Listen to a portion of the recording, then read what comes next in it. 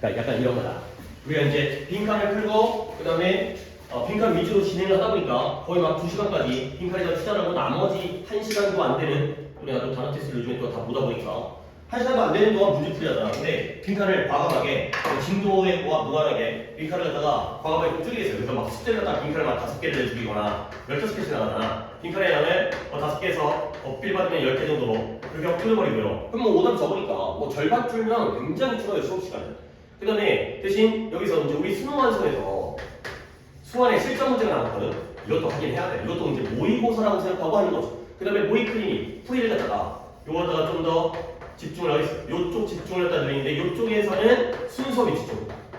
그러니까 예전에는 빈칸 공통으로 막 빈칸 많이 틀렸으니까 빈칸하고 그 다음에 순서 위치는 조금 이제 시간 모자는 또 안 하기도 하고 그랬었는데 순서와 삽입, 순서와 위치를 갖다가 한 명이 틀리더라도 빈칸은 좀 많이 틀리면 진짜 이거는 너무 많이 틀려가지고 해줘야겠다 이런 것들 또는 주제충에서 그럴 수 있어. 21번이나 24번이나 그런 경우에는 해주고 그게 아니라면 순서 위치는 한 명이 틀리더라도 이제 이걸 갖다가 해주는 쪽으로 그렇게 할게요. 그 다음에 이제 우리 클리닉에서 물론 이제 이것도 클리닉이잖아. 근데 유형별 했죠. 유형별 갖다가 내가 좀 문제 양을 늘리겠어요. 그러니까 숙제를 갖다가 한다는 게 니네가 숙제를 가지고 내가 그걸 다 풀이해 주는 건 너무 한계가 많아요. 그러니까 이제 숙제의 양을 그러니까 수업에서 사용할 숙제의 양을 줄이고 그것만 내가 딱 해주는 거지.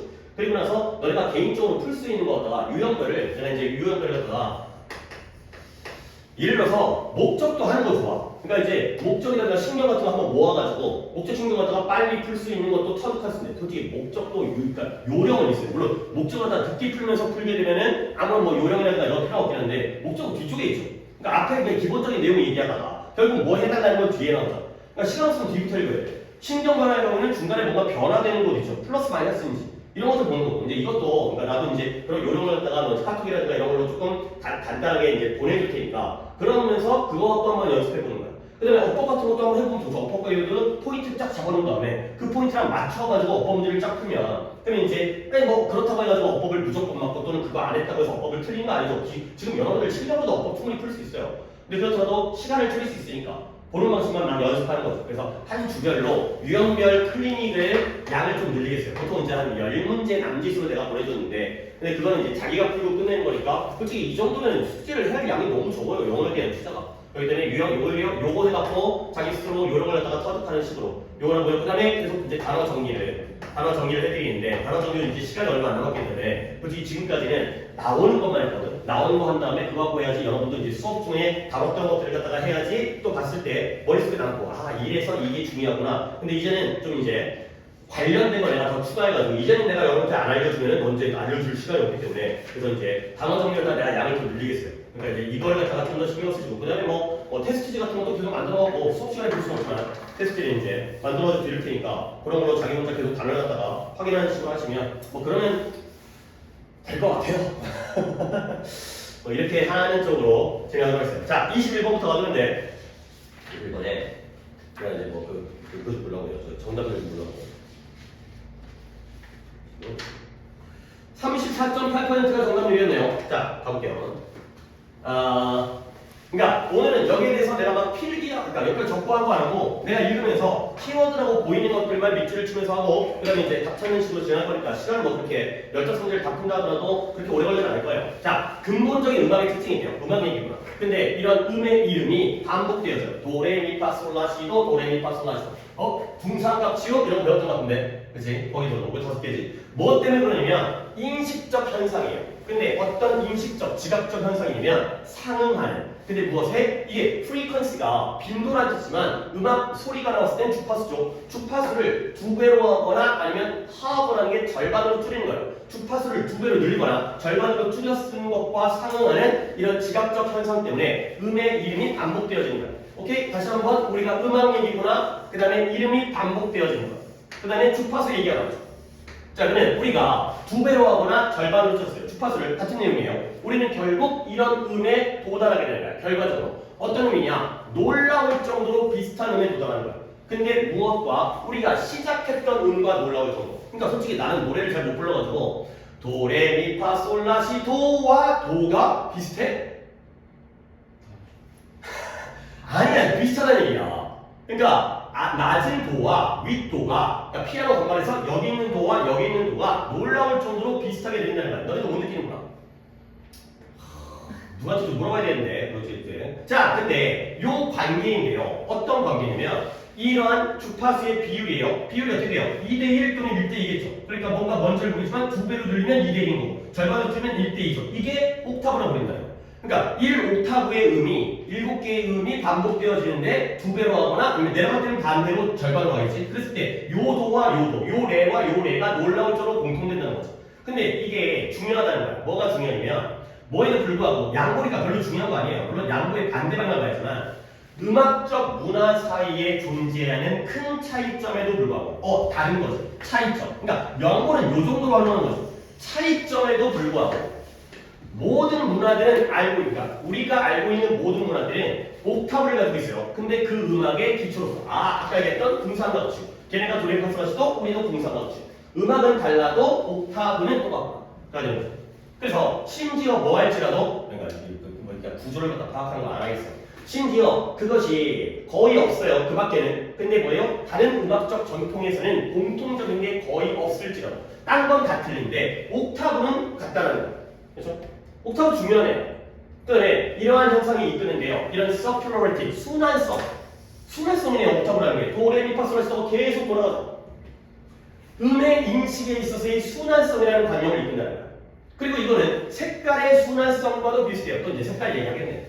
자, 비록 빨주노초 파란 뭐죠? 보라색이죠. 무지개색 빨주노초 파란색이 파란 뭐가 보라색이 컨티뉴 이런 단어 중요해요. 내가 이제 이런 거는 이제 오늘은 이제 이해할 수 없기 때문에 연속체라는 거예요. 연속체. 연속체가 왜 중요하냐면 이런 얘기 좀 해야 되기 때문에 세상 일이 자르든 자를 수가 없다는 거예요. 그러니까 우리가 이 등급제 있잖아요. 이 등급제는 잘못된 거예요. 왜? 79점과 80점은 한 끗 차이인데 우리는 엄청난 결과를 다 찾아내잖아. 그렇죠? 이런 것들이 잘못됐다는 거야. 서울대를 갔다는 것과 못 갔다는 거 아니 별거 아니거든? 근데 그거 갖다가 이런 게 안 좋다는 거야. 세상은 모든 것들이 다 연속체로 이루어지는데 우리의 현실은 그게 아니라 그걸 다 무자르시 자르기 때문에 이게 잘못된 방식이다. 그 독해가 굉장히 많이 나와. 연속체라는 건 그 사이에 구분선이 없다는 겁니다. 그래서 빨간색과 노란색 사이에는 구분선이 없어요. 우리가 무지개를 봤을 때 빨간색과 노란색 선이 있지 않아요. 근데 천천히 그라데이션으로 가고 있는데 우리는 그걸 인위적으로 나눈다는 거죠. 그 개념 굉장히 중요해요. 그래서 연속체라는 단어가 스펙트럼이라는 단어가 중요한 거예요. 그래서 어디에 반대 이 빨간색과 보라색은 이 연속체의 양쪽 끝에 있죠. 우리가 볼 수 있는 그 가시적인 주파수예요. 그래서 그 뭐냐면 이런 거 중요한 거 아니죠. 뭐 전자기적인 에너지에서. 근데 우리는 이 빨간색과 보라색을 굉장히 비슷하다고 느낀다는 거예요. 반대 플레이트만 비슷하다는 거야. 그런 거 같아요. 빨간색과 파란색보다는 노란색보다는 보라색이 더 비슷해 보여요. 그래서 역시 또 음악으로 돌아왔어요. 음악도 마찬가지죠. 그러니까 반대편에 있어도 멀리 떨어져 있어도 비슷하다는 거죠. 그래서 음악은 종종 뭐라고 묘사되어지냐면 두 가지의 차원을 가지고 있다고 묘사돼요. 근데 두 가지의 차원이 뭐냐? 하나는 그죠? 두 가지 나오면 중요하잖아요. 하나는 주파수에서 점점 더 올라가는 어조, 음을 설명해주는 주파수예요. 올라가는 도레미파솔라시도 이쪽과 이쪽 차원과 또 다른 거는 이 설명해주는데 뭘 설명해줘요? 이런 인식적인 감각. 근데 뭐예요? 우리가 여기가 밑줄이었죠? 우리가 집에 돌아요. 컴백홈 컴백홈 집으로 돌아오는 거죠. 근데 뭐 할 때마다 우리가 그 음의 주파수를 2배로 할 때마다 또는 절반으로 할 때마다 그러니까 뭐예요? circularity예요. 이거 물어본 거예요. 옥타브도 되겠고요. 순환되어진다는 거예요. 갔다가 결국은 그 자리로 돌아온다는 거죠. 빨간색으로 보라색 갔는데 결국 비슷한 색깔이 된다는 거죠. 그러니까 여기서 circularity를 다 찾아내는 게 우리의 그림기고요. 그리고 이제 우리는 답을 찾아야겠죠. 아까 오답률이 뭐가 많았었는지까지 내가 기억은 못하죠. 그러면 밑줄이 우이부부터의 come to home인가요? 밑줄이 come back home 집에 온다는 거지. 우리가 집에 온다는 거야. 그죠? 여기까지 좀 빼보세요. 우리가 식별하는데 뭘 식별한다? 이런 음의 차이점을 식별한다. 같은 옥타브 안에서 아니죠. 같은 옥타브도 아니고요. 차이점도 아니에요. 다른 옥타브 안에서 같은 걸 느끼는 거죠. 같은 도끼리. 그 다음에 우리가 돌아가죠. 어디로 돌아가요? 돌아가는 건 좋아요. 오케이? 근데 어디로 돌아가요? 동일한 주파수를 가지고 있는 원래 음으로 돌아가는 건 아니에요. 그렇죠? 집으로 온다는 게 진짜 내 집에 온 게 아니라 딴 집에 온 거예요. 왜? 도로 온 거죠. 도. 2도와 2도. 주파수가 동일하지가 않아요. 그 다음에 음에 도달하는데 음에 어떤 이름이에요? 그 이름은 똑같아요. 이름은 똑같은데 근데 음의 높낮이는 다르죠. 그렇죠? 도예요. 도. 이름은 똑같은데 주파수가 다르다는 거. 요거예요. 요거. 여기에 조달을 해요. 그러니까 2번이 오답이 많았을 것 같아요. 2번이 뭔가 리턴 때문에 원래음으로 집에 돌아오니까 원래음으로 돌아오는 거야. 근데 동일한 주파수의 그 1옥타브의 도가 아니라는 거야. 2옥타브의 도라는 거지. 음의 높낮이는 높지만 더 다르지만 소리는 그러니까 음의 이름은 똑같아요. 그 다음에 음악적 감수성 다양한 옥탑을 갖다가 그러니까 적응함으로써 음악적 감수성을 복구한다? 아니고요. 음악적으로 막 뛰어나지는 게 아니고요. 그 다음에 구성한다. 이 주파수의 패턴을. 근데 뭐로부터 똑같은 이름을 가지고 있는 음으로부터의 빈도의 이런 주파수의 패턴을 갖다가 구성한다. 이것도 아니죠. 물론 같은 이름을 가지고 있는 음이지만 거기서의 주파수는 다르거든요. 이걸 구성하는 게 아니라는 거예요. 그래서 3번 쪽에 그러니까 도에서 도로 돌아오는구나. 역시 circularity. 이거 순환되어져. 이게 저거부터 계속 빨리 예상한다. 자, 그 다음에 넘어가세요. 23번 갈게요. 23번에 이것도 지금 여러분들의 몇 명이 오답이었는지까지는 내가 잘 기억은 안 나요. 기억 안 나는데 이것도 그러니까 우리가 빈칸을 갖다 내가 강조를 하는 수밖에 없는 이유는 계속 이거예요. 이제 읽으면서 내가 그림을 보여줄게요. 일단 읽어. 한 인생을 쓸 때 뭐예요? 라이프 내레이터가 있고요. 바이오그래퍼가 있어요. 그러면 이 라이프 물론 뭐 이게 뭔지 모르겠어요. 내레이터가 삶을 서술하는 사람이고 그다음에 바이오그래피가 전기 위인전이잖아요. 그러니까 전기 작가 뭐 이런 건데 얘네가 다른 종류의 증거에 참여하게 되는 거예요. 그러면 대부분의 바이오그래퍼는 여기서 느낌이 얘 나오는데 얘부터 시작하네. 대부분의 바이오그래퍼는 이제 묶지 않았죠. 따로 떨어뜨렸지. 그러면 얘는 A랑 B라고 할게요. 얘가 뭔지 잘 모르겠어요. 삶을 갖다가 기술하는 사람이 누군지 그 다음에 위인전 전기 작가는 알겠는데 이거 다 우리가 알 필요는 없어요. 그래서 B의 경우에는 다수의 증거를 갖다가 통합시켜요. 근데 뭘 포함해서 역사적 문서라든가 인터뷰라든가 그 다음에 가족의 기록이라든가 기록 보고서 파일이라는 단어가 정리해드렸습니다. 그리고 그들이 그거의 타당성을 평가해요. 그 다음에 상대적으로 few 이 바이오 B 중에서 개인적인 기억을 갖다가 사용하는 사람은 거의 없어요. 그들의 대상에 대해. 근데 뭐로써? 이런 믿을만한 증거로서. 근데 뭐 하지 않는다면 그들이 그 대상과 개인적인 관계가 있지 않다면 B의 경우에는 개인적인 기억을 사용하는 사람이 거의 없다는 거죠. 그렇죠? 만약에 위인전 작가가 우리 아버지의 글을 쓴다면 개인적 기억을 쓰겠죠. 우리 아버지는 내가 어렸을 때 봤더니 훌륭하신 분이었어요. 오케이? 동료라든가 친구라든가 이런 관계가 아니라면 개인적 기억을 사용하는 사람은 거의 없어요. few. 오케이? 근데 나오잖아요. 이제 이거구나. 그러니까 좀 늦게 찾았어. 이거였구나. B에 대한 얘기를 했고요. 이제 A 얘기하는 거야. 그러면 차이를 찾아야지. B와 A가 뭐가 다른지. 얘네들은 바로 나오네. 개인적인 기억이 주된 기록적인 문서적인 소스가 됩니다. 끝났어요. 얘가 누군지 모르겠는데 이 내레이터가 라이프 내레이터가 뭐 하는 사람인지 모르겠어요. 삶을 기술하고 서술하는 사람인데 얘네들은 개인적 기억. 그래서 얘네들 이런 것들 갖다가 다시 한번 여기에 의지하게 되는 거죠. 그래서 리코스라는 단어가 아래쪽에 나와 있는 거죠. 이런 여러 가지 종류의 그런 원천에 의지해요. 편지라든가 일기라든가 사기라든가 이게 바로 개인적 기억의 예시예요. 대화라든가. 그리고 다른 지식인데요. 역사적 순간에 대한 다른 지식들을 의지해요. 하지만 이제 봐야겠죠? 여기까지 내용이 나왔으니까 우리가 뭔가 대조관계가 보였고요. 그러나 그러한 증거, 그 이야기의 증거의 그러한 증거의 유용성은 어디에 놓여져 있다? 그들이 그 증거를 채택하는 방식에 놓여져 있다. 근데 뭐 하기 위해서 별로 중요한 내용 아니었는데 그의 개인화된 행동, 기억 속의 개인화된 행동의 그러한 평가를 지지하고 보충하고 제공하는 거기에 달려있다. 물론 퍼스널라이즈가 나왔구나. 그러니까 개인적 기억에 의존하긴 하지만 그 의존하는 정도는 쓸모는 다르구나. 그 정도의 의미였네요. 벌써 일단 신경을 많이 썼는데 그건 아니었네요. 결국 A는 개인적 기억에 의존하고 B는 개인적 기억에 의존하지 않는다. 뭔가 사람의 인생을 기술할 때가 돼서 아직도 안 끝났어요. 근데 이제 만약에 자서전이에요. 오토바이오그래피 하게 되면 바이오그래피가 전기인데 오토니까 지가 지 걸 쓰는 거죠. 그러니까 이제 훌륭한 사람들이 자서전 쓰는 거 있잖아요. 자서전의 서사에서 이런 상상적 행동이에요. 이런 기억의 속에 있는 상상력이 뛰어난 행동들은 항상 겹쳐요. 근데 뭐가 리토리컬 나왔죠. 수사학적인. 쓰네요. 계속 여기서 알려주네요. 그런 수사학적인 행동. 근데 주장이라든가 정당화라든가 판단, 확신, 의문 이런 데 쓰인다. 내가 내 글을 쓸 때에는, 내가 내 인생을 쓸 때에는 이러한 기억에 대한, 과거의 기억에 대한 이런 상상적 행동, 이런 것들이 이제 이런 것과 함께 겹치게 오버랩되는구나. 뒤쪽을 봤는데 뒷부분이 별로 내용을 다 가질 게 없어요. 결국 앞에 보면서 대조관계가 다 나왔기 때문에 자, 개인적 기억의 차이. 근데 머릿속의 삶을 이야기하는 다양한 형태. A와 B에서의 개인적 기억이 어떤 역할을 하느냐. 뭘로 가볼까? 자, 다큐멘터링. 가족의 역사가 뭐야? 좀 어떤 삶을 갖다가 나열하는 거예요. 증거를 기반으로 하고 있는 가족의 역사를 기록으로 남기는 것의 장점. 그러니까 우리 가족의 일기를 쓰자는 얘기예요.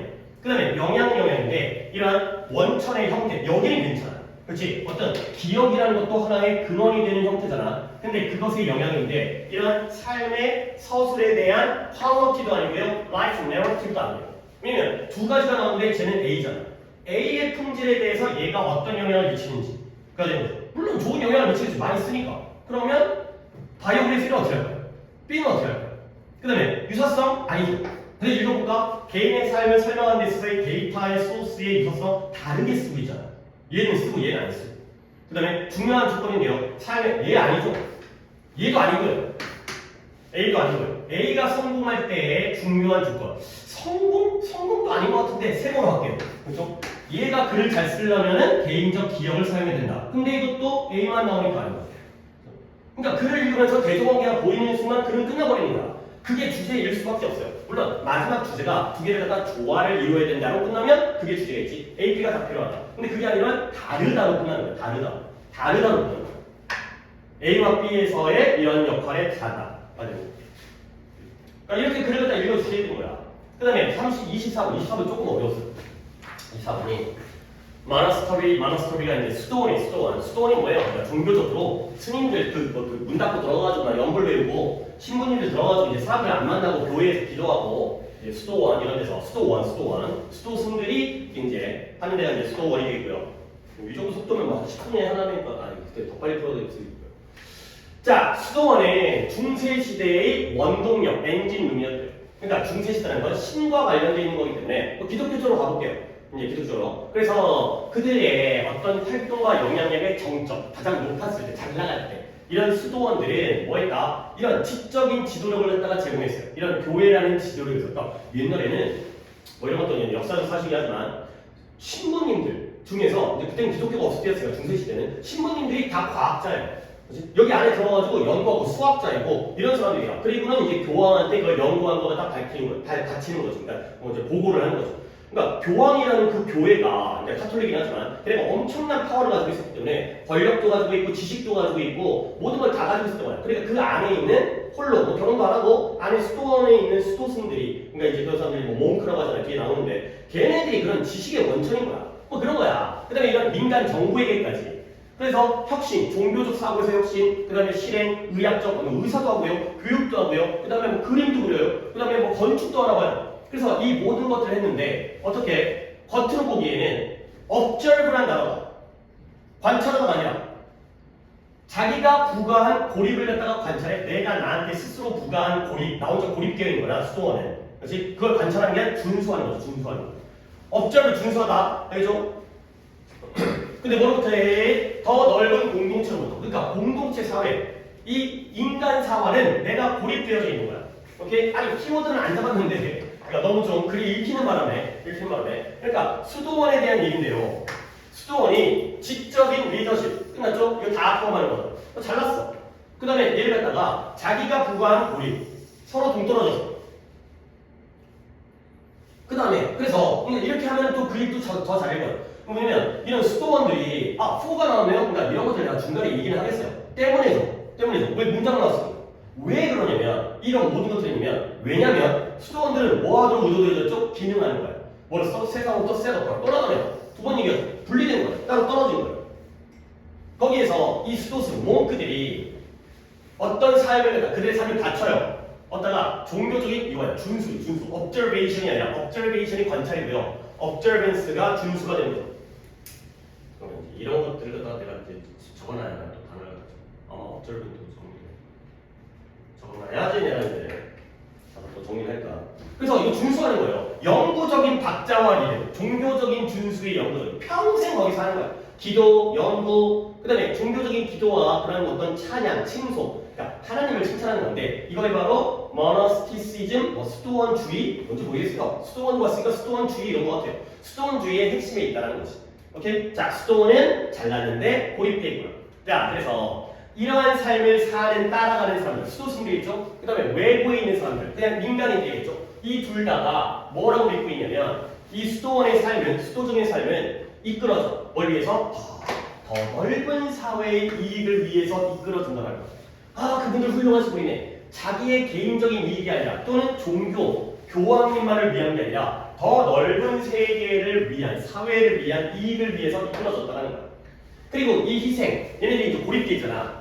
그러니까 그들 자신을 정상적인 인간의 접촉으로부터 고립시키는 데 있어서의 그들의 희생이 뭐로서 기능한다? 밸런스, 어려운 단어지만 나와있어요. 참회, 속죄. 근데 뭘 대표하여? on behalf of가 무엇을 대표하여? 또 읽을 정도의 시간 오겠네. behalf라는 게 무엇을 대표하여 주세요. 이거는 목적글에 많이 써요. 누구누구를 대표해서 제가 알려드립니다. 이런 식으로 공동체를 기반으로 하여. 근데 그들의 어떤 이런 딜리버런스, 이런 뭐 전달, 이런 이제 뭐 선교 이런 것들뿐만 아니라 공동체를 대표하는 속죄로서 기능한다는 거예요. 그렇죠. 뭐 제가 원죄 뭐 이런 거 있잖아요. 종교적으로 우리 모두가 죄를 졌기 때문에 이런 수도승들이 스스로 자기가 이제 예수님이 그 희생해서 돌아가신 것처럼 자 어쨌든 수도승들을 뭐라고 여겨져요? 이끄는데요. 어떤 평행적이고 비슷한 삶이에요. 근데 뭐한다? 그들 자신과 남들을 구해주는 힘을 가지고 있는 그런 똑같은 비슷한 삶을 산다고 여겨진다. 구해주는데 그들 자신만 구해주는 게 아니라 남들도 구해주는 거야. 가지가 되겠어요. 자 여기까지 우리 뭘 봤다? 수도원에 대한 얘기고요. 수도승에 대한 얘기인데 얘네들은 똑똑하고 잘났죠? 근데 얘네들은 뭐였더라? 고립되어진 희생을 하잖아요. 근데 그게 더 폭넓은 사회를 위한 것이다. 그들뿐만 아니라 남들까지를 구해주는 거가 훌륭하신 분이에요. 자 그래요. 자 종교적이고 사회적인 이익, 수도원에 살면서 이익을 얻는 방법. 이익을 얻는다. 그 다음에 왜 중세가 요구했냐면 이러한 종교적인 인물들이 고립되어지기를 요구했는지. 왜가 아닌데 너네들이 고립되어지게 돼. 그 원인이 아니라 고립된 삶을 살면서의 결과가 아니에요. 그 다음에 이러한 고독, 솔리티드, 고독의 우아함, 품위. 근데 detached from but attached to society. 사회로부터 분리되어져 있지만 연결되어 있어요. 고립되어져 있지만 사회를 위하고 있어요. 이거야. 아까 어떤 스스로 부과한 고립과 사회에 대한 이익. 이거잖아요. 사회에 대한 이익이네. 이익이 여기가 이게 아닌데. 종교적인 이익도 아닐 뿐더러. 그 다음에 어떠한 그런 희생하는 지도자가 없으면 문명이 뽑히지 못한다. 지도자라고 할 수는 없을 것 같은데. 그렇죠? 얘네가 물론 희생을 했죠. 그래갖고 뭔가 지식을 딱 편찬했지만. 그 다음에 이런 파워의 신비로움. 근데 이게 바로 평화와 고독의 정치학이 된다. 평화와 고독 속에서 강력한 힘이 나온다. 뭐 이런 거죠. 근데 이제 이게 이 부분이죠. 힘이 나오는 건 좋은데 그걸 사회까지 환원을 시키는 부분. 이거 어태치 여기로 가야 돼요. 그죠? 한번 할게요. 자, 29번. 까지 건강에 우리가 아니지. 실시간 곧 올 것 같긴 한데 29번은 이것도 내가 정리를 갖다가 한번 해드리겠어요. 법법에 나오는 포인트는 지금은 말로 할게요. 쓰는 걸 아까우니까 단복수 나오죠.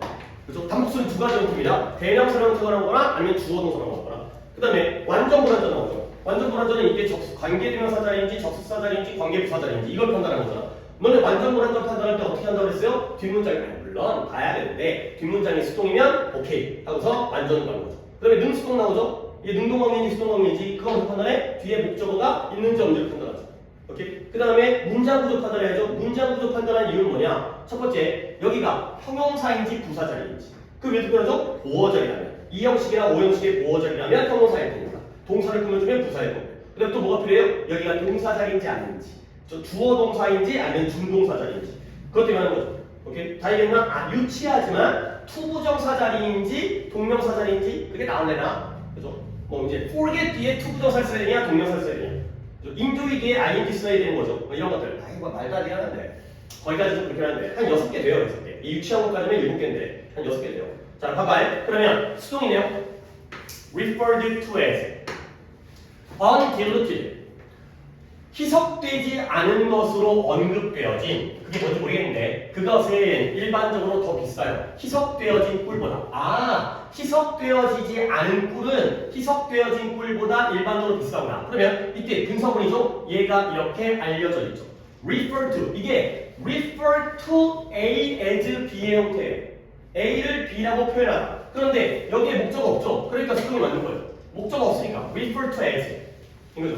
그 다음에 위치 나왔네요. 한말 찍고 위치 나왔으니까 여기까지는 괜찮은데 뒷문장이 불완전해야죠. 꿀인데요. 다양한 원천으로부터 나온 꿀들이 이거 봐. blended. 함께 섞이는 거죠. 그 다음에 not by, but by니까 뒤에는 부사구고요. 볼 필요 없고요. 이미 완전한 문장이에요. 완전한 문장. 이런 거죠. 꿀들이 섞이는데 벌들에 의해 섞이는 게 아니라 인간의 처리자에 의해 섞이는 거죠. 인간의 처리자와 그 다음에 이제 부패, 유통자 그래가지고 이런 각 단계에서 그 다음에 또 뒤 문장 나왔으니까 완전한 거 확실해요. 그 다음에 too strong 이게 문장 구조죠. 형용사인지 부사인지. 그러면 find 소비자들은 더 진한 꿀이 너무 세다라고 느낀다는 거야. 오형식이네요. 맞죠? 형용사. 아니 답은 아니고 뭐야? 답은 2번이었죠. 내가 뭐하고 지금 안 넘어가는 거야? where예요. where가 된 거죠. 그 다음에 4번에 이건 수일치죠. 앞에 proudly surge and retur이기 때문에 동사 자리에 복수가 나오는 거죠. 수일치. 그 다음에 5번 어디냐? 5번에 이것도 수일치네요. clover is one of the most popular honey. 미국에서 제일 인기 있는 꿀이 클로버인데 상표인 것 같아요. 근데 그것의 부드러운 맛, 그런 흥취, 맛 이런 것들이 풍미 flavor, taste 둘 다 맛인데 그런 풍미와 맛은 많은 미국인들에게 익숙해졌다는 거. 뭐에? 클로버에가 됩니다. 좀 유치한데? 5번은? 이런 대명사를 갖다가 가리켜가지고 수일치를 하는 거. 약간 좀 안쪽에서 이게 단수인지 복수인지 뭐 이렇게 할 것 같은데. 그치? 다시 한번 완전 불완전의 위치가 답이 되겠습니다. 오케이? 30번도 가보겠어요. 30번에. 그러니까 이런 게 여러분에게는 좀 어려운 글일 수 있어요. 왜냐면 뭔 얘기를 하는 거지? 이게 약간 안 나아질 때거든. 근데 어쩔 수 없어. 아니 나도 이거 이제 내가 이거 언제 들었지? 수요일 시험 봤으니까 목요일 날은 고이 거 풀었고 내가 이거 금요일 날 풀었던 것 같아요. 그래서 근데 처음 읽다가 뭔 내용이지? 이거 틀린 거 아니야? 이런 근데 중간에 읽다 보면 나와요. 이게 그러니까 호흡을 좀 읽으세요. 그러니까 니네 뭐 빈칸 풀 때 뭐 빈칸에 앞뒤 문장 읽고 막 이런 거 진짜 진짜 큰일 나는 거야. 그럼 큰일 나요. 처음부터 읽으세요. 처음부터. 물론 당연히 어휘니까 처음부터 읽겠지만 읽다가 안 나오더라도 뒤에서 나와요. 물론 끝까지 안 나올 수 있겠지. 볼게요. Soft pass river engineering 우리 버벅거리냐? 근데 뭔지 어떻게 하는 애가 이게? 이게 뭐냐고 나한테 왜 물어보는 거야? 이 soft pass river engineering이 뭔지 어떻게 알아? 부드러운 경로의 강공학? 못이 하는 거야. 그럼 내가 뭐 어떻게 하는 거야? 그러니까 뭔가 이게 중요할 것 같긴 해. 이게 무엇인가를 모르잖아. 그러면 그 정신? 여기 정신인가? 그 정신을 시각화하는 방법은 그것을 풋패스 길, 숲속의 길, 숲속의 사람들이 거닐어 다니는 길에다가 like, 비슷하게 하는 거야. 이게 뭔가 어려우니까 뭔지 모르니까 여기다가 뭔가 비유적으로 하겠구나. 이것과 유사하게 하다. like, 비슷하게 하다. 그러면 이제 예시가 나오네. 그럴 것 같았어요. 이제 뭔가 이제 숲에다가 나무가 쓰러졌어요. 이 사람들이 다니는 길, 오솔길, 길을 갖다가 가로질러 쓰러졌어요. 그러면 이게 나오네요. 소프트 패스하는 반응은 뭐냐면 단지 그 경로, 길을 갖다가 다시 설정하는 거야. 방향을 다시 설정하는 거야. 근데 그 쓰러진 나무를 둘레로. 그러니까 나무가 쓰러지면 지나가는 거야. 우회하는 거야. 그러면 좀 더 intervene, 간섭하는 거죠. 좀 더 간섭하는 반응이에요. 이보다는 좀 더 간섭해. 그럼 뭐 하는 거다? 나무를 치워요. 그래? 괜찮을 것 같긴 한데. 그리고는 원래의 경로를 복구해요. 괜찮네요. 1번은 돌아가는 거고요. 2번은 나무 쓰러졌네 치워. 원래 가던 길로 가야 되니까. 그걸 복구해야 되니까. 이게 힌트죠. 나무를 치워야 원래 가는 길로 복구가 되니까. 원래 길이 복구가 되겠죠. 그 다음에 좀 더. 이제 여기서부터 감 잡은 거야. 단계로 가고 있구나.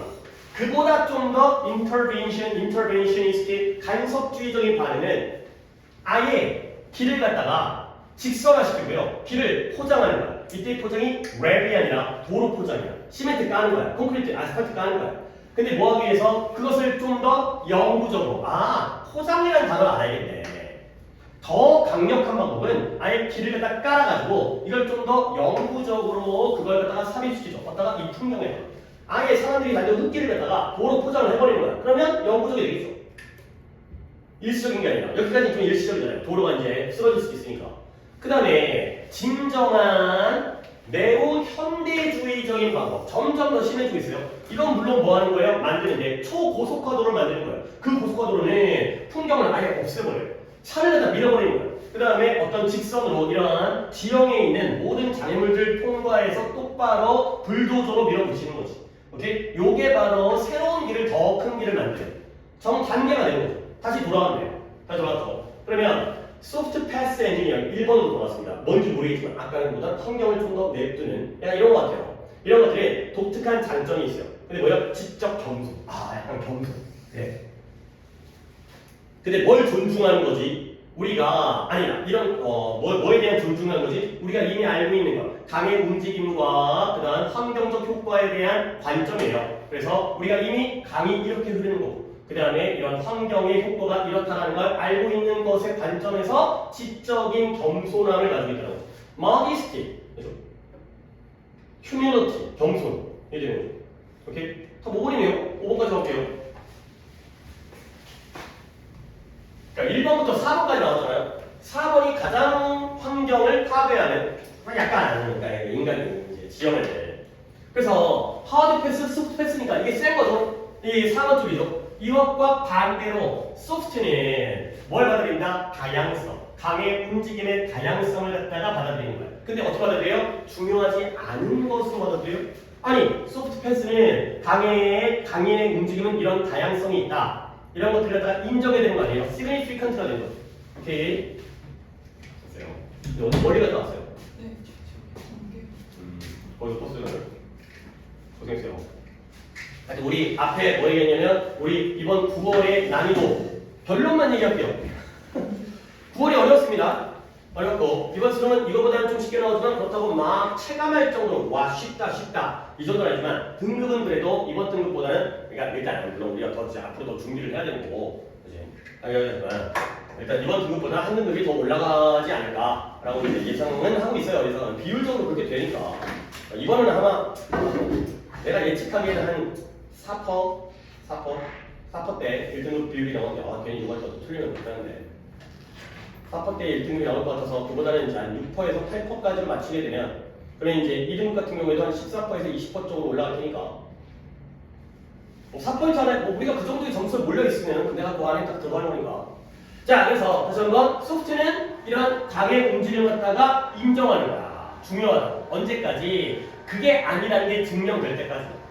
오케이? 그래서 뭔가 이제 뒤에 나오는 이제 그 뒤쪽에서 흐르는 그런 지류라거나 그러거나 그러니까 작은 물들, 그 다음에 단기적인 습지라든가 아니면 뭐 이제 줄기 갈래라든가 아니면 이런 수로라든가 이런 그 습지라든가 이런 모든 것들이 하드 패스에서는 바람직하지 않죠. 이 자연은 강한 공학 정신 4번에서는 불리한 거야. 장애물이야. 그렇죠? 근데 여기서는 중요한 거죠. 1번에서. 이런 것들이 뭐라고 가정되어져요? 소프트웨어 엔지니어들이 이런 것들을 환경적으로 중요하다고 여기는 거죠. 1번에서는 환경이 중요한 거고 4번에서는 인간이 중요한 거야. 그러니까 처음에 뭔 소리인지 몰랐어요. 나도. 근데 읽다 보니까 순서가 나오면서 점점 더 인간 쪽으로 뭔가 간섭, intervention. 그렇죠? intervention이 intervene, 간섭하다, 관여하다. 이쪽으로 나오는 거죠. 오케이? 여기까지 좀 많이 풀었어요. 이제 시간을 갖다가 좀 이제 21번, 23번, 24번, 29번, 30번 5개 풀었어요. 좀 더 볼게요. 그러니까 이제 2시간에 끝내려면 2시간 이내로 좀 끝내려면 자, 빈칸은 어때요? 빈칸을 다 맞으라고 하는 거 아닌 거 알죠? 빈칸 읽기야, 빈칸 읽기. 31번이 아까 되게 많이 틀었었는데 이게 오답률이 4번으로. 이게 제일 어려웠을 거예요. 이게 제일 어려웠던 거야. 그래요. 4번이 50몇 %가 이거죠. 아니 근데 난 이게 납득이 아니야. 물론 내가 너희를 갖다가 굳이 납득할 필요는 없긴 하지만 왜 그랬을까? 근데 더 매력적인 오답이 있거든? 그러니까 아예 딴 거로 간 거야. 물론 내용이 조금 어렵긴 했는데 나도 이걸 이해하려면 그러니까 문제를 풀고 나서 그 다음에 다시 이해하려고 머릿속으로 좀 그림을 갖다가 그려왔거든요. 자, 봐요. 우리 이거 조금 천천히 해요. 이게 이번에 가장 어려운 거니까. 그러니까 솔직히 틀려도 돼. 제일 어려운 건데. 뭐 이보다 더 어려운 게 나오더라도 그거 틀려도 돼 하나. 봐봐. 우리는 동물들이 뭐 하는 거냐면 다양한 패턴을 갖다가 발전시킨대요. 근데 뭐 하는 거냐면 매니플레이트 조정 또는 조작하는 거지. 인식, 누구의 포식자예요. 근데 뭘 그들 자신에게 제공하는 거예요. 근데 뭐냐면 안전. 이 모디컴 이런 단어 뭐 불러요? 몰라요 이런 단어. 소량, 안전의 소량 아래쪽에 나와 있더라고요. 소량을 제공하기 위해서, 오케이? 뭐 이제 뭐 일단 그러니까 첫 문제가 이건데 그냥 막 읽지 말라는 거지. 포식자의 인식을 조작하는 안전을 위해서. 뭐 이 단어가 키워드 아니겠죠? 이 새가 누구 몰라요? 이용하는 거예요. 뭘 이용하냐면 짝짓기 영역에서 이용한대요. 수컷이 바워를 갖다가 구성해요. 근데 바워의 기능은 뭐냐면 이 새 이름이었는데 바워의 기능은 뭐 하는 거냐면 경기장을 제공하는 거예요. 어떤 경기장이냐면 수컷이 암컷에게 보여줘요. 근데 어떤 암컷이냐면 그 바워까지 이끌어주는 그 길에 서 있는 암컷에게 보여주는 거예요. 지금 짝짓기였잖아요. 그러니까 수컷 나오고 암컷 나오고. 근데 여기 있네요. 수컷이 그 길을 장식해요. 그래요. 장식해요. 여기 꽂힐 수 있으니까. 그래서 사러 왔으니까. 근데 다양한 물건이에요. 돌이라든가 조개 껍데기라든가. 하지만 일단 봐야죠. 하지만 아까는 안 중요한 부분도 있었지만 그들은 혼란스러운 방법으로 그렇게 장식하는 게 아니라는 거예요. 뭔가 체계가 있네. 봐봐요. 더 큰 물체가 그 바오에 더 가깝게 놓여주고요. 작은 물체는 멀리 놓여주는 거예요. 큰 물체가 가까이 놓여주고 작은 물체가 멀리 놓여주는 거예요. 그럼 이게 뭘 보여주냐? 강제된 관점을 만들어줘요. 원근법일 수 있겠네요. 강제된 원근법. 그리고 무엇과의 어렵네요. 신데렐라 성과는 정반대되어지는 강제적인 원근법을 만들어요. 그러면 바오새가 뭐처럼 보여요? 바오가 뭐처럼 보여요? 좀 더 작아 보여요. 실제보다 작아 보여요. 왜냐면 큰 물체가 바오의 근처에 여기죠. 이거 되게 중요했네요. 큰 물체가 바오에 가까이 놓여지니까 바오가 작아 보이는 거예요. 바오가 작아 보여요. 실제로. 그래, 앤들러가 사람이죠. 얘네가 뭘 보여주냐면 이런 바오 속에서 이 콜팅을 하는 구애를 하는 그러한 수컷은 뭐처럼 보여요? 더 커 보여요. 여기네요. 바오가 작아 보이니까 새가 더 커 보이는 거죠. 그러니까 더 매력적으로 보여요. 누구에게 암컷에. 그래서 이러한 이 수컷의 짝짓기의 성공에 대한 데이터가 이 야생에서 수집되어지는 이게 이러한 가설을 뒷받침해준다. 그러니까 되는 거죠. 결국 봐봐요. 큰 물체를 바오 근처에다가 외출시키면 어떤 강제적인 원근법이 만들어져서 바오가 작아 보이니까 바오 속에 있는 새는 어때 보여요? 크고 매력적으로 보이는 거죠. 그러면 이제 암컷들한테 인기를 끌 수 있는 이런 상황이 되는 거예요. 이게 장식의 의미야 이게. 이 장식의 얘기야 이게. 이게 케이어틱이 아니라는 게 중요한 거 아니에요. 장식을 하더라도 뭔가 이제 의도가 있다는 거지. 답을 한번 찾아볼까요? 프로젝트로 내려오는 거지. 아니 32번 그거 어제 이제 준서도 얘기했지만 보인 거랑 똑같이 나왔어요. 그치? 이게 32번 얘기할게요. 얘 되게 빈칸이 어디였더라? 빈칸 까먹었는데 이 새들이 짝짓기 할 때 이걸 사용한다는 거죠. 우리가 빈칸을 풀어야지. 뭘 사용해요? 이거 사용하는 거예요. Forced perspective. 강제적인 원근법을 사용하죠. 이게 키워드였어요. 강제적인 원근법. 인위적으로 원근법을 갖다가 교란시켜가지고 매니플레이트를 해가지고 매니플레이트. 자기가 크게 보이게 하는 거야. 이거였어요. 이거. 빈칸을 안 풀었네요. 내가. 그냥 답받네요. 이거야. 그러면 봐봐요. 유전적 다양성을 이용한다. 인식적 편향을 보여줘요. 인식적 편견. 그 다음에 목소리. 이거 말도 안 되죠. 그러니까 이런 거 진짜 이런 거 모르면 안 돼. 그 다음에 장식 기술. 그 다음에 위치적인 장점, 위치적인 이점. 나는 이거였어요. 그나마 이게 좀 매력적이지 않나.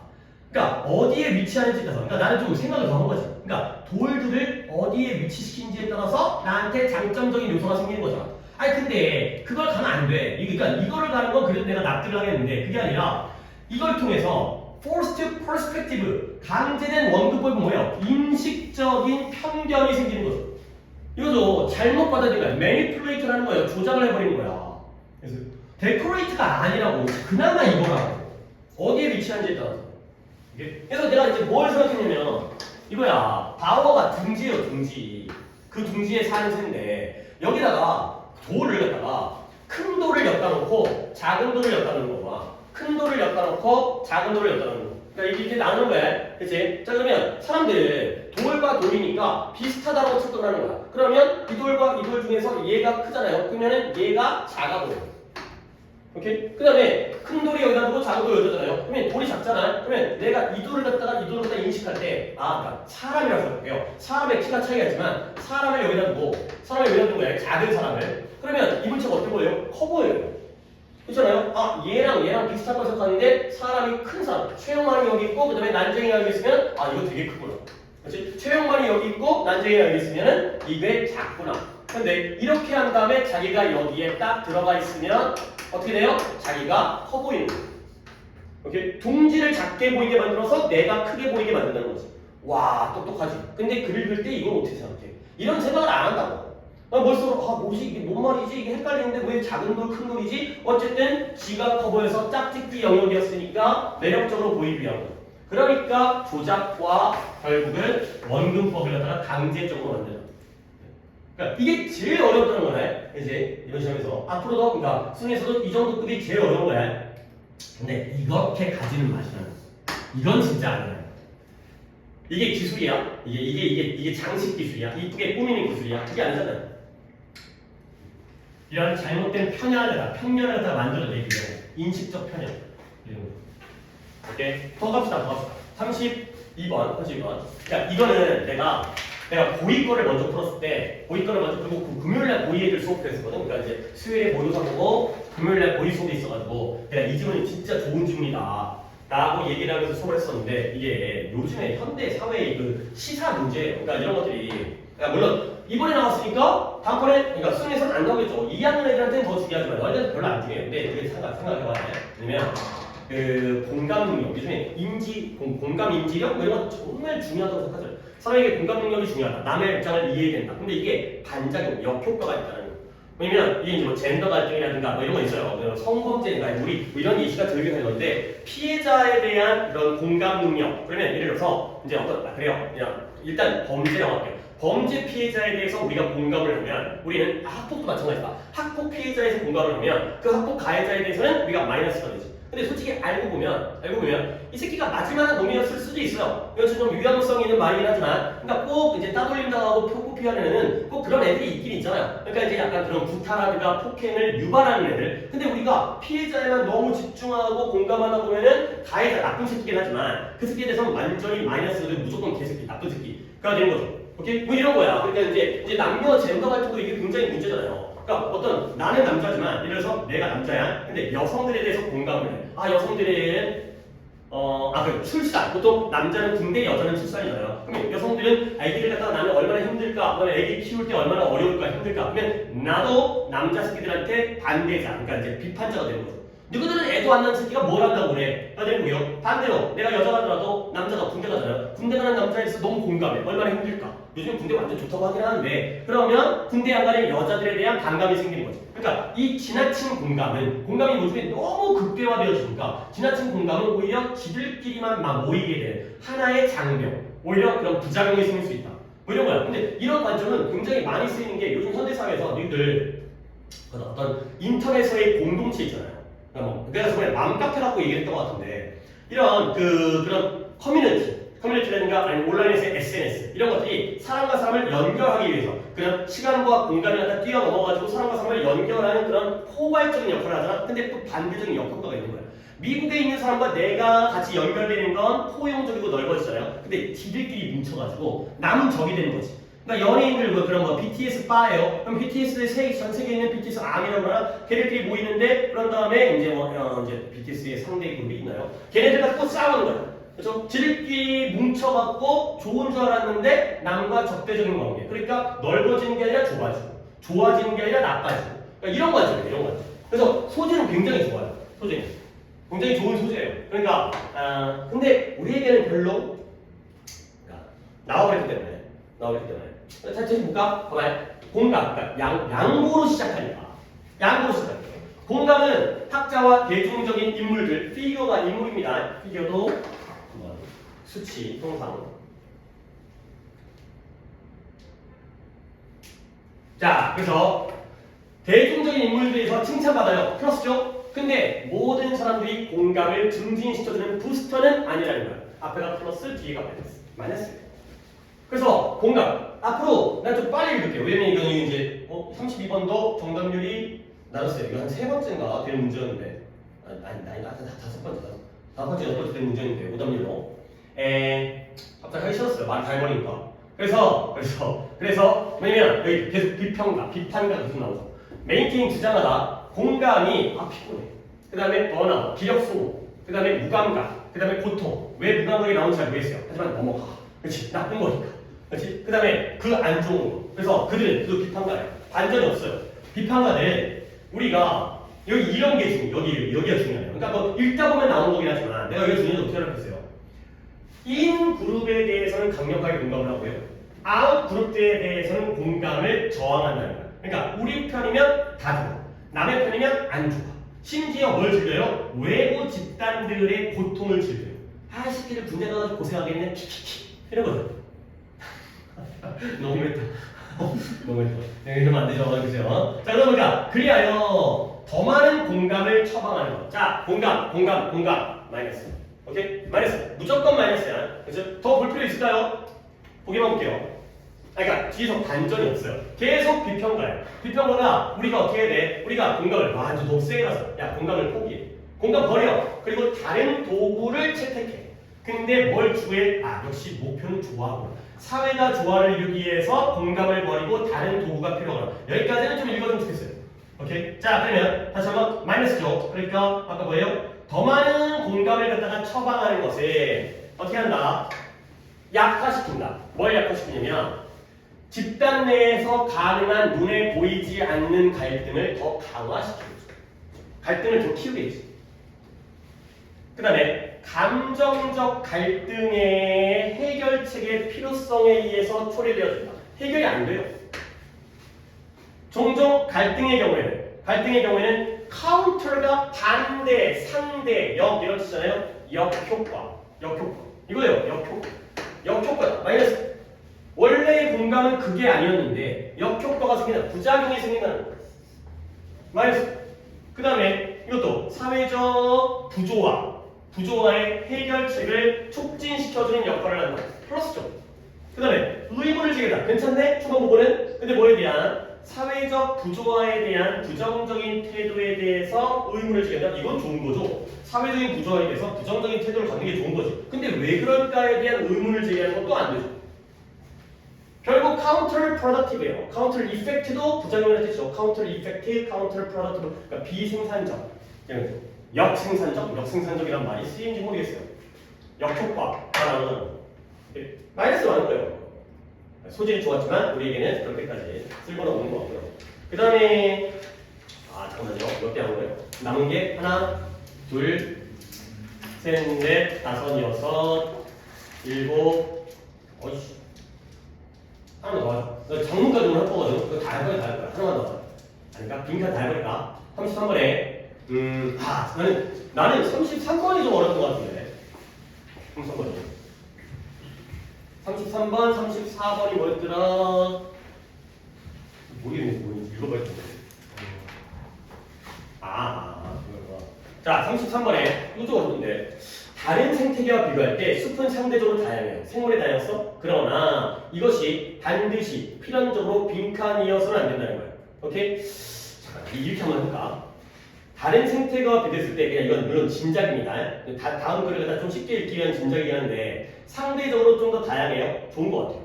그러나 이것이 그러니까 너는 이걸 연습시킨 거야. 이 연습을 해야 돼. 이것이 반드시 이거여서는 안 되는 거예요. 이거여서는 안 돼요. 이 자리에 플러스 들어가야 돼, 마이너스 들어가야 돼. 플러스가 나와. 그렇다고 꼭 좋은 것만은 아니에요. 앞에 나 때문에 그런 거죠. 이런 거예요. 이런 것만 좀 신경 써주세요. 그러니까 이제 더시잖아요. 그러니까 숲이 다른 생태계보다 상대적으로 다양한 건 좋은 거예요. 그러니까 그거 어떻게 알아요? 물론 읽어보면 좋아. 근데 이건 지금 읽을 때는 아니라 이런 연습. 그러나 이것이 이 다양하다는 것이 반드시 빈칸 안에 좋은 것만은 아니다. 그렇지? 그러니까 요런 연습만 하는 거야. 이 글에서 이렇게 풀라는 거 아니고 이렇게 나올 때 요런 연습. 자, 가볼게요. 어떤 목초지라든가 습지라든가 아니면 뭐 이제 풀밭이라든가 이런 것들은 독특한 바이오타 생물군을 가지고 있어요. 비록 그것들이 숲의 생물군만큼 풍부하지 않지만 근데 생태학적인 문제, 이 과정의 생태학적인 문제는 설명되어지는데 수많은 장소, 이런 아이슬란드나 스코틀랜드, 아니 사우스 아프리카 이런 지역인데요. 이런 것들에서 생태학적인 문제가 생기거든. 그러나 전통적인 예시가 어디서부터 오냐면 스코틀랜드와 북영국이에요. 자, 여기 봐야겠네요. 이 영국에서 어떤 일이 있으면 스코틀랜드랑 산림청 이거 돼요. 이제 커미션 위원회라는 뜻인데 산림청, 산림을 관리하는, 숲을 관리하는 얘네가 배수하고 비료를 주고 울타리를 쳤어요. 광범위한 지역에, 습지에다 뭐 하기 위해서 그들을 숲으로 변화시키는 걸 촉진시키기 위해서.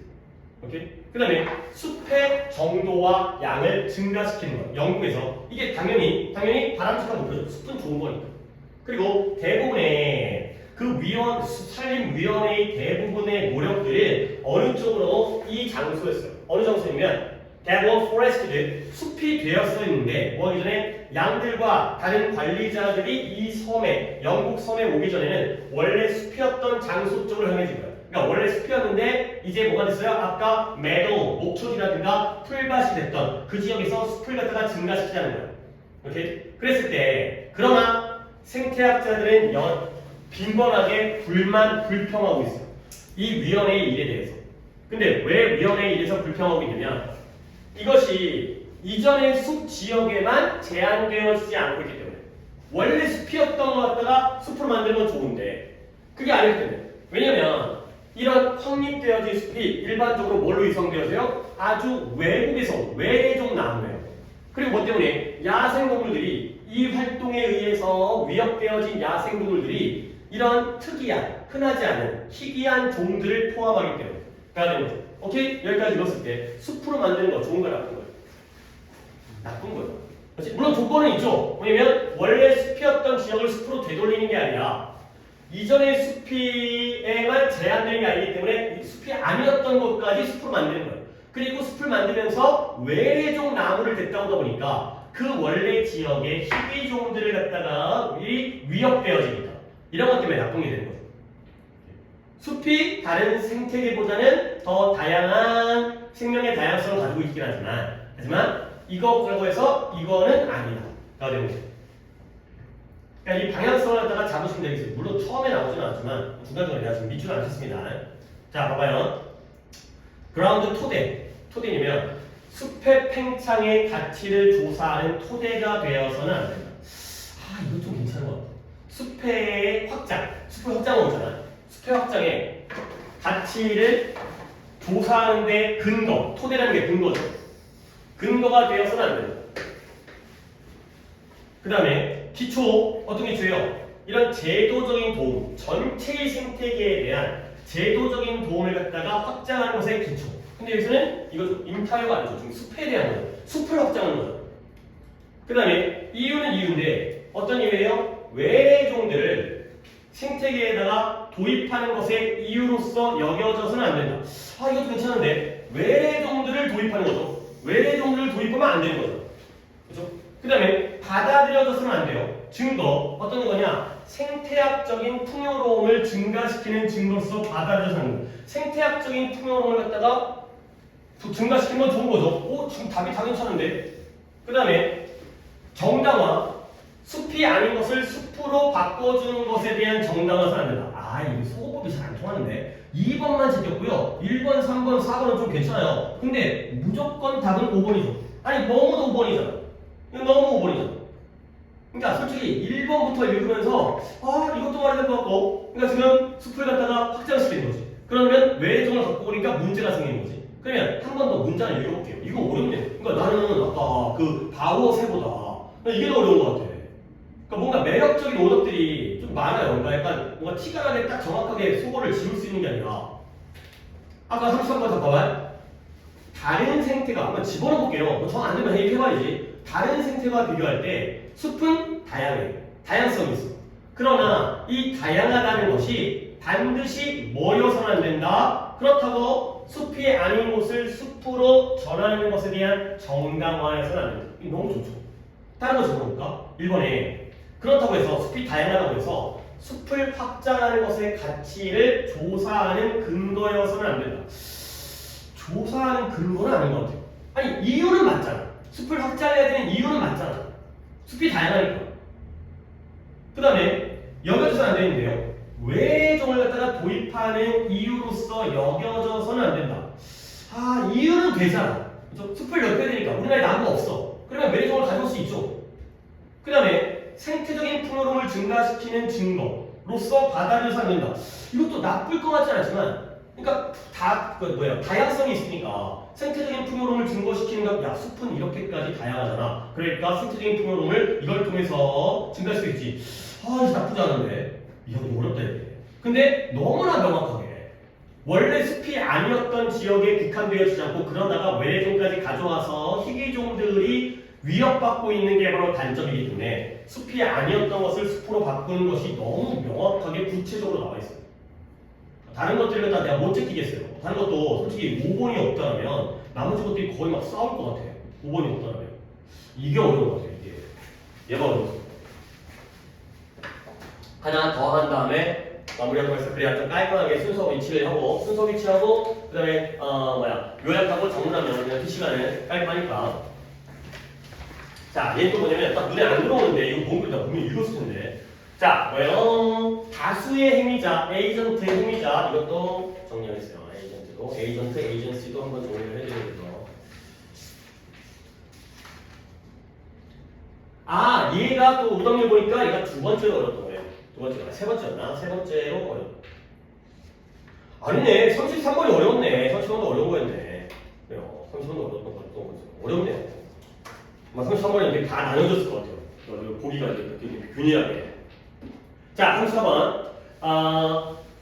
다수의 행위자의 선호를 집단적 선택으로 모을 때. 그러니까 여러분들이 4명이지만, 여러분들이 다수의 행위자잖아요. 그럴 때 쉽게 발견되어져요. 뭐예요? 특정한 경우가 빈칸이라는 거. 특정 경우가 빈칸이라는 거. 모르죠? 이제 우리는 이제, 그러니까 다수의 행위자예요. 공동의 선택. 자, 예를 들어, 아주 다행이다. 두 가지의 대안이 있어요. A와 B. A와 B라는 두 가지의 선택 대안이고요. 그 다음에 두 명이 있어요. 두 명 끼워내요. 두 명인데요. 두 명이 있어서 그리하여 한 명은 A를 좋아하고요. 또 한 명은 B를 좋아하는 상황이에요. 서로 갈려요.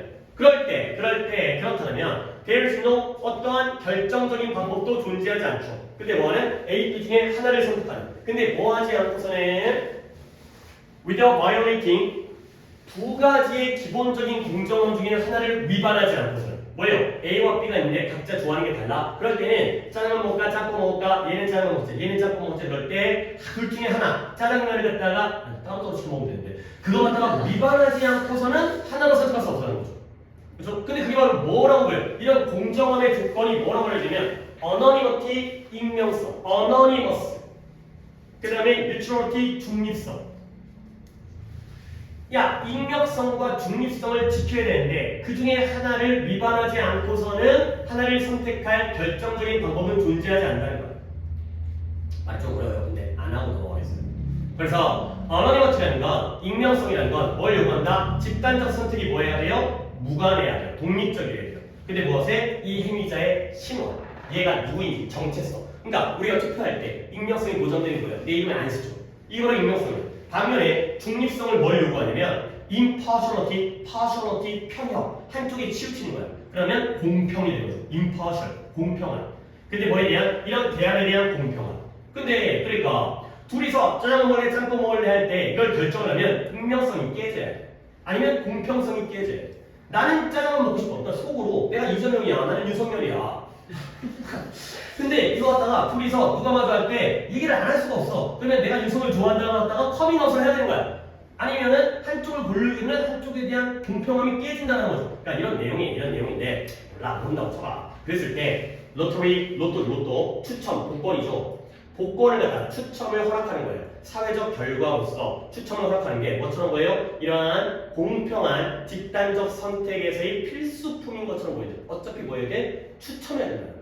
그러니까 이제 예를 들어서 내가 짜장면 넌 짬뽕이야. 그럴 때 익명성을 보장하려면 추첨을 해야 돼. 뽑기를 해야 돼. 그러면 이제 이러면 공정하지. 5대5 확률이니까. 그 다음에 누가 뭘 좋아하는지도 안 나왔지. 대통령 뽑을 때 뽑기 하자는 거야. 그러면 내가 누굴 갖다가 뽑는지도 밝혀지지도 않고 그리고 공정하게 뽑을 수 있잖아. 뽑기야 뽑기. 그래서 진정으로 가장 일반적인 결정적인 사회적 선택은 기능하는데 뭐로써 다 플러럴이 다 복수의 뜻인데 안에 나와 있더라고요. 다수결의 원칙이에요. 복수의 원칙. 복수의 원칙으로서의 사회적 선택은 기능하는 이 그 기능이 오직 결정적일 수 있잖아. 뭐냐면 there is no tie. no tie. 타이를 알아요. 타이가 그 넥타이의 타이가 아니라 동점이라는 거야. 동점. 동점이 없는 한 뽑기를 했는데 1대1 동점이 나와버리면 안 되는 거잖아요. 그리고 그것이 일반적으로 이러한 복권을 갖다가 주사위를 던지는 복권을 던지는 이런 단어들은 얼마 이런 단어들은 좀 이제 아래 나와 있죠. 이런 것들이 해결돼요. 어차피 동점이 나오지 않는 한 동점이 없는 한 결정적일 수 있다는 거죠. 그리고 그것은 일반적으로 동전 던지기라든가 뽑기 던지기에 의해서 해결되어지는 거예요. 자, 그래서 더 유즈 이런 추첨을 사용하는 것, 선택. 여기 나오네요. 공무원, 공직자, 뭐 대통령 뽑거나 그걸 뽑을 때 이런 복권을 사용하는 것은 흥미롭게도 옛날 그리스의 아테네의 최초의 민주주의 시대로 거슬러 올라가. 옛날도 그랬거든요. 그래서 그때는 뭐였어요? 이런 것이 민주주의의 기본적 특징이었다는 거예요. 옛날에는 선출할 때 뽑기를 했거든요. 그리고 최근에 정치적 과학에서의 점점 더 증가하는 그러한 그 관심을 얻고 있다가 되는 거죠. 자, 처음 시작이 뭐였죠? 선택 사항인데 익명성과 공평성을 갖다가 아까 뉴트럴티 중립성을 갖다가 위반하지 않으려면 결과적으로 우리는 뽑기를 할 수밖에 없다. 근데 뭐 하느냐? 동점이 존재하지 않는 한이 되는 거죠. 뽑기를 할 때도 이제 홀수로 한다든가 짝수로 하면 안 되겠죠. 5대5가 나올 수가 있기 때문에. 이런 예문들이요. 자, 또 보기를 보겠어요. 이 정도 읽었으면 최선이죠. 그죠? 그래서 결국 빈칸이 뭐였죠? 다수의 행위자가 선호를 갖다가 하나의 집단적인 선택으로 모을 때 쉽게 발견되어져요. 어떤 경우에는 로터리예요. 로터리예요. 복권, 추첨이 들어간다는 거죠. 복권이 들어가는 거예요. 그래서 볼게요. 커서 요구한다. randomization 뭐예요? 그러니까 무작위, 무분별까지는 그렇고 무작위를 요구하죠. 아니면 다른 수단. 이게 진짜 좀 약간 걸림돌이에요. 타이 브레이킹, 동점을 깨는 거죠. 동점을 깨는, 승부를 가리는, 동점을 깨고 승부를 가리는.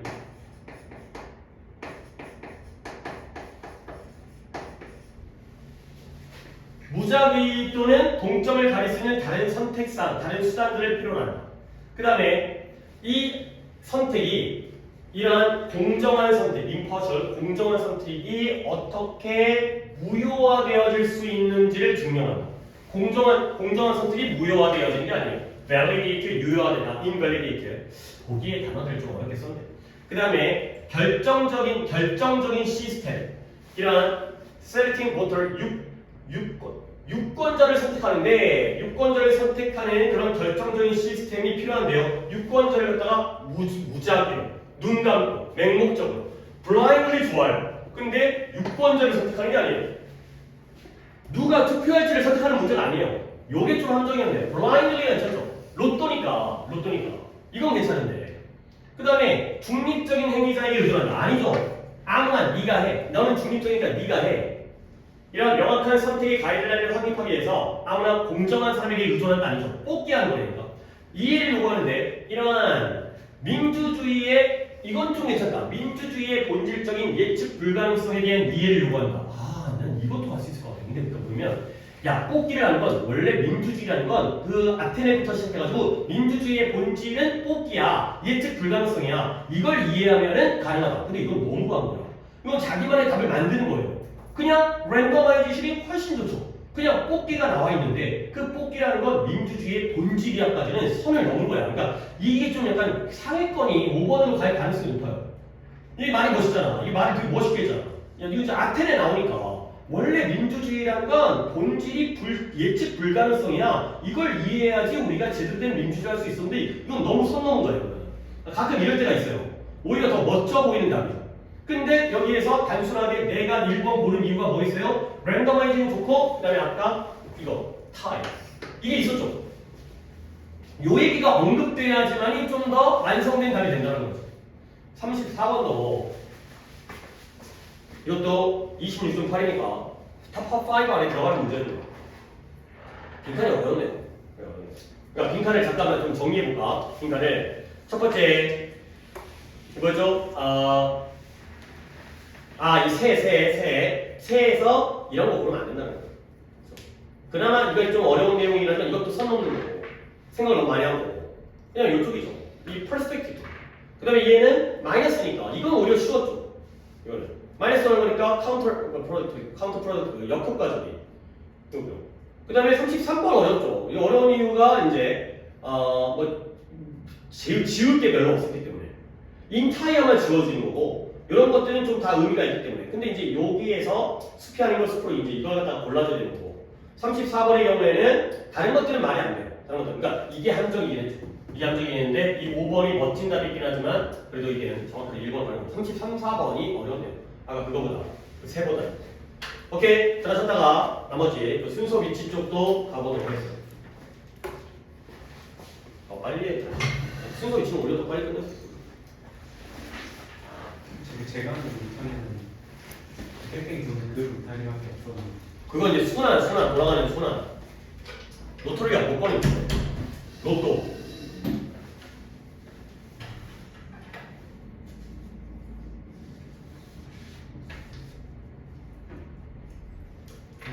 수업 2등은 나와야 되는데요. 나올 수 있겠죠. 일단 뭐 희망적으로 보는 거는 지금보다는 쉽게 나오면 그냥 가만히 있어도 되긴 한데 뭐 가만히 있지는 않을 거니까.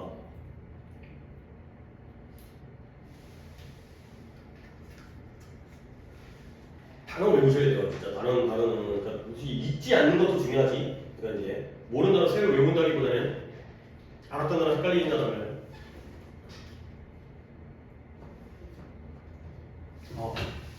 영상을 찍을 필요가 없었는데 계속 찍고 있었네. 이걸 내가 편집을 못하는